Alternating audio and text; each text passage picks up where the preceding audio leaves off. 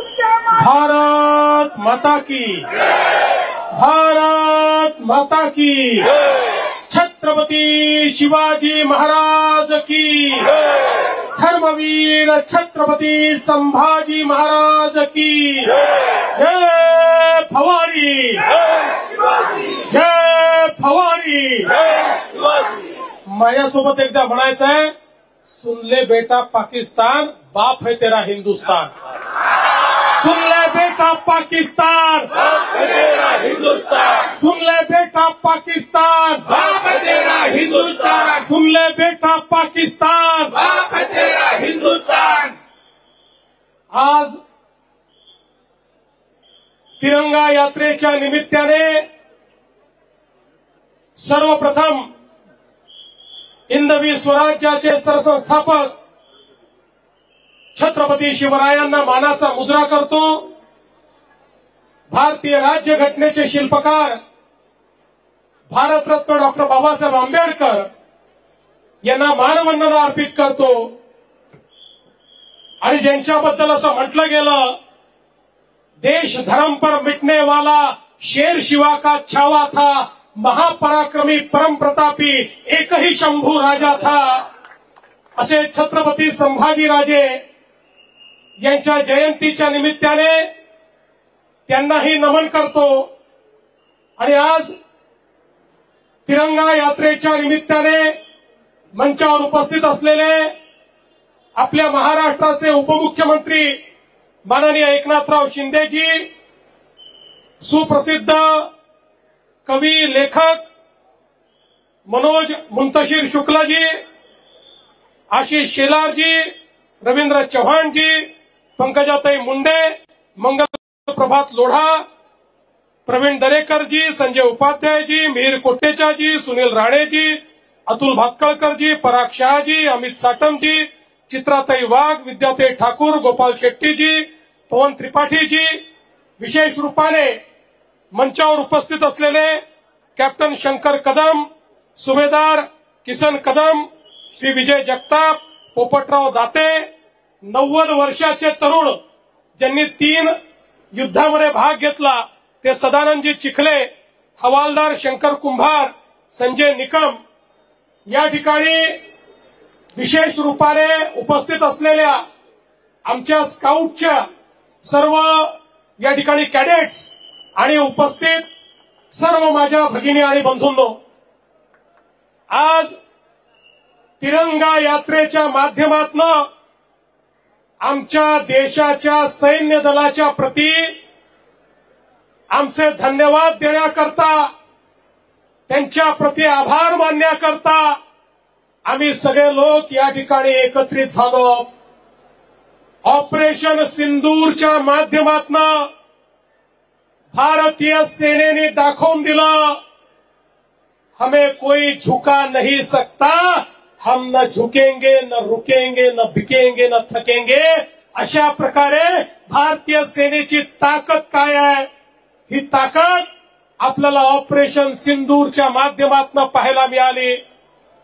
पहलगाममध्ये आमच्या 27 बांधवांना ज्या बर्बरतेनं मारण्यात आलं, धर्म विचारून मारण्यात आलं, कुटुंबासमोर मारण्यात आलं, बायको समोर नवऱ्याला मारलं, मुलांसमोर बापाला मारलं, अशा प्रकारचं बर्बरतापूर्ण हत्याकांड या भारताच्या नव्हे तर जगाच्या इतिहासात अलीकडच्या काळात आपल्याला पाहायला मिळालं नव्हतं। आणि म्हणूनच देशाचे प्रधानमंत्री माननीय नरेंद्र मोदी जी ने सांगितलं, जिन इरादों ने भारत में इस प्रकार का काम किया है, जिन इरादों ने दहशतवाद को भारत में इस प्रकार से हमारे लोगों को मरने पर मजबूर किया है, उन इरादों को और उन इरादों के इंफ्रास्ट्रक्चर को चकनाचूर कर दिया जाएगा। आणि आपल्या माननीय प्रधानमंत्री मोदीजींच्या नेतृत्वाखाली भारतीय सैन्याने ऑपरेशन सिंदूर हे लॉन्च केलं। कारण आमच्या भगिनींचं जे कुंकू होतं ते पुसण्याचं काम ज्या आतंकवाद्यांनी आणि ज्या देशांनी केलं होतं त्याला नेस्तनाबूत करण्याकरता ऑपरेशन सिंदूरची सुरुवात झाली. आणि ऑपरेशन सिंदूर मध्ये अतिशय अचूक पद्धतीनं प्रिसिशन पद्धतीनं भारतीय सैन्याने आतंकवाद्याचे 9 अड्डे हे पाकिस्तानमध्ये घुसून त्या ठिकाणी उद्ध्वस्त करून टाकले. मला सर्वात जास्त आनंद कशाचा असेल तर ज्या ठिकाणी त्या हरामखोर कसाबनी प्रशिक्षण घेतलं तो अड्डा देखील या ठिकाणी नेस्तनाबूत करण्याचं काम केलं. आणि एवढंच नाही तर आपल्या मुंबईचे अपराधी असलेले मसूद अझहर असेल, त्या ठिकाणी अबू जिंदाल असेल, त्यांनाही ठोकण्याचं काम या ठिकाणी आपल्या सैन्याने केलं.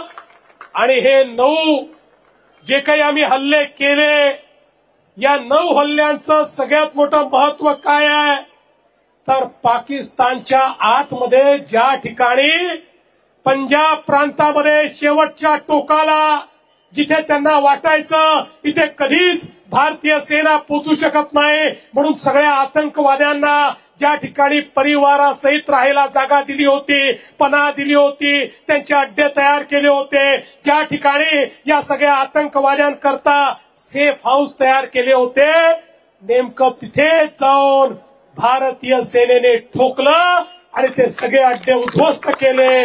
आणि पाकिस्तानला हे दाखवून दिलं अरे तुम कहीं पर भी छुपोगे हम घुसकर मारेंगे, हम तुमको छोडने वाले नहीं है, हे या ठिकाणी भारतीय सेनेने दाखवून दिलं.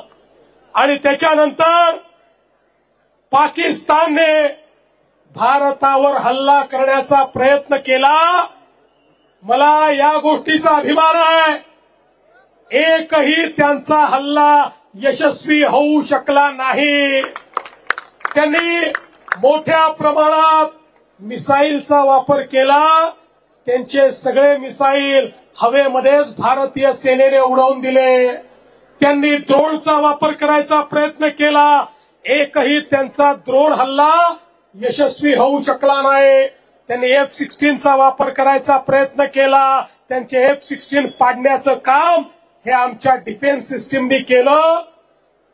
भारताने हे दाखवून दिलं आमची डिफेन्स सिस्टीम इतकी मजबूत आहे की त्याच्यामध्ये घुसण्याची ताकद पाकिस्तानची नाही. एकही हल्ला पाकिस्तान भारतावरचा यशस्वीपणे करू शकला नाही. पण ज्यावेळी त्यांनी हल्ला केला त्यावेळी त्याचा जबाब देण्याकरता भारताने जेव्हा जवाबी हल्ला त्यांच्या सैनिकी तळांवर केला, पाकिस्तान घाबरला. पाकिस्तानला भारताची कॅपॅबिलिटी माहिती नव्हती. ब्रह्मोसची ताकद ही पाकिस्तानला माहिती नव्हती. ज्यावेळी त्यांचं एक एक सैनिकी तळ उद्ध्वस्त झालं त्यावेळी हाच पाकिस्तान जगाच्या पाठीशी सगळ्या देशांकडे गेला. आता युद्धबंदी करा, आता मध्यस्थी करा, आता युद्धबंदी करा, आता मध्यस्थी करा. भारताने सांगितलं पाकिस्तानला युद्धबंदी करायची असेल त्यांनी आमच्या पुढे गुडघे टेकावे. त्यांच्या सैनिकी अधिकाऱ्यांनी आम्हाला फोन करून त्या ठिकाणी विनंती करावी तर आम्ही युद्धबंदी करू. आणि पाकिस्तानच्या सेनेला आपल्याला फोन करून विनंती करावी लागली. त्यानंतर ही युद्धबंदी झाली.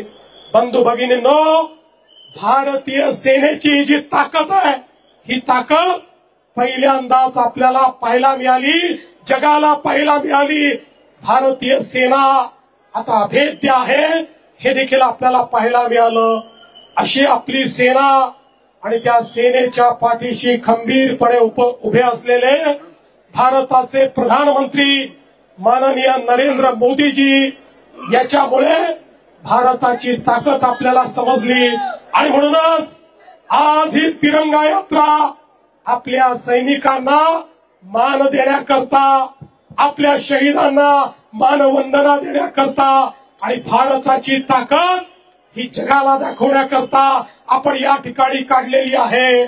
मला विश्वास आहे भारताचा तिरंगा असाच फडकत राहील, या तिरंग्याला असाच सन्मान मिळत राहील आणि म्हणून सर्व सैनिकांचं मनापासून अभिनंदन करतो आणि माझं बोलणं संपवतो। जय हिंद, जय महाराष्ट्र। भारत माता की। सर्व सैनिकांनी पुढे यायचंय। माजी सैनिक देवेंद्रजी, एकनाथजी, रवींद्र चव्हाणजी, मंगलजी, सैनिक बाजूला बाजूला या बाजूला थांबा। सैनिकांना येऊ द्या पुढे।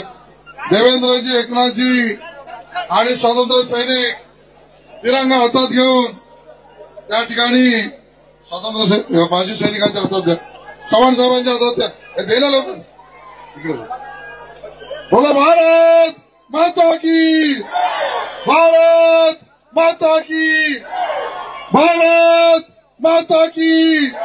सेना ने दम झोंका है, सेना ने दम झोंका है। भारत माता की।